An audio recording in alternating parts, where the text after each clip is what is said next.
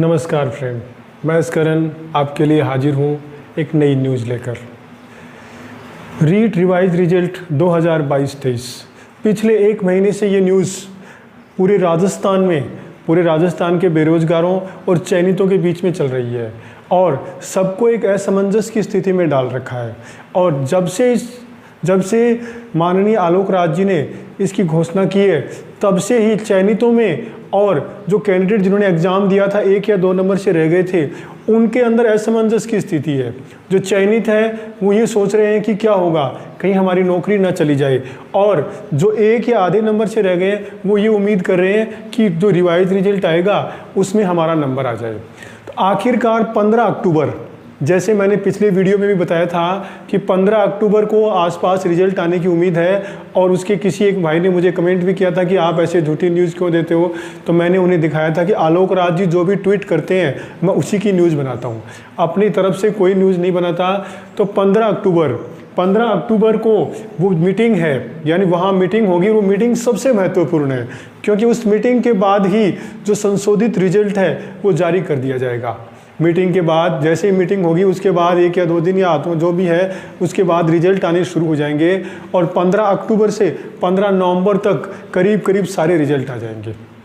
जिसमें उन्होंने ये भी कहा था कि सबसे पहले हम उन सब्जेक्ट का रिजल्ट जारी करेंगे जिनमें आपत्ति सबसे कम है, जिसमें अंग्रेजी और सामाजिक का नाम सबसे ज़्यादा है।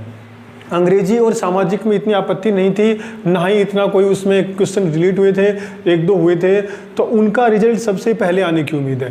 यानी 15 अक्टूबर के बाद, मीटिंग के बाद कभी भी 1 या 2 दिन में रिजल्ट आने शुरू हो जाएंगे। और उसके बाद जिन लोगों का चयन होता है उनके लिए बहुत बहुत बधाई। लेकिन सबसे जो ज़्यादा समस्या में है वो है चयनित अभ्यर्थी।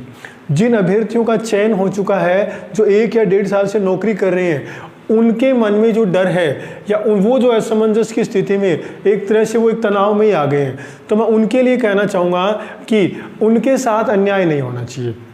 आप अगर रिवाइज रिजल्ट आता है, जिन भाइयों का सिलेक्शन होता है वो बहुत अच्छी बात है, लेकिन जो भाई जो पहले सेलेक्ट हो चुके हैं, जो नौकरी कर रहे हैं, उनके साथ अन्याय बिल्कुल नहीं होना चाहिए। और आलोक राज जी ने भी ये बात स्पष्ट कही थी कि हम किसी के साथ गलत नहीं होंगे।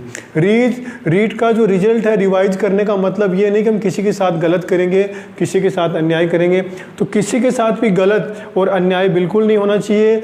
अगर रिवाइज रिजल्ट आता है, जो भाई जो सिलेक्शन में है, मेरिट से आगे पीछे होते हैं, उनको भी नई पोस्ट सर्जित करके या उन्हें भी जॉब पे रखा जाएगा। यानी उनके साथ भी कोई गलत ना हो, उन्हें कोई बाहर निकालने वाला ऐसा कुछ नहीं हो, उनके साथ भी सही होना चाहिए, तभी हम सब खुश होंगे। यानी रिवाइज रिजल्ट की जो खुशी सबको हो रही है, हम ये चाहते हैं कि किसी के साथ गलत ना हो, ताकि इस रिजल्ट से सारे खुश हो। तो अभी 15 अक्टूबर, आज जो 12-13 अक्टूबर है, उसके बाद 2 या 3 दिन में मीटिंग प्रस्तावित है, और जैसे ही मीटिंग होती है हमें रिजल्ट देखने को मिल जाएगा। और हम ये चाहते हैं किसी के साथ गलत ना हो, न चयनित अभ्यर्थियों के साथ, और जो सेलेक्ट होते हैं वो अच्छी बात है। चयनित अभ्यर्थी बहुत परेशान है बेचारे, कभी जयपुर में कभी बीकानेर में प्रदर्शन कर रहे हैं। तो हम ये चाहते हैं कि ऊपर वाला या ईश्वर उनके साथ भी गलत ना करे, किसी भी भाई या किसी भी बहन को बाहर ना होना पड़े। अपनी जो इतनी मुश्किल से जो जॉब मिलती है, ये हम सभी जानते हैं कि कितनी मुश्किल से उन्होंने जॉब पाई है, कितनी मेहनत की है। मेहनत, ये बात सही है कि मेहनत जो 1 या 2 नंबर से रही उन्होंने भी की है, क्योंकि मेरे पास कमेंट आते हैं कि सर हमने मेहनत नहीं की।